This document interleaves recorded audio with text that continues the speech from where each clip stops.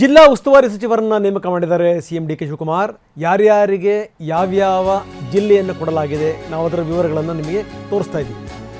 ಕೃಷ್ಣ ಬೈರೇಗೌಡರಿಗೆ ಬೆಂಗಳೂರು ನಗರ ಜಿಲ್ಲಾ ಉಸ್ತುವಾರಿ ಜವಾಬ್ದಾರಿ. ಕೆ ಎಚ್ ಮುನಿಯಪ್ಪ ಬೆಂಗಳೂರು ಗ್ರಾಮಾಂತರ ಜಿಲ್ಲಾ ಉಸ್ತುವಾರಿ.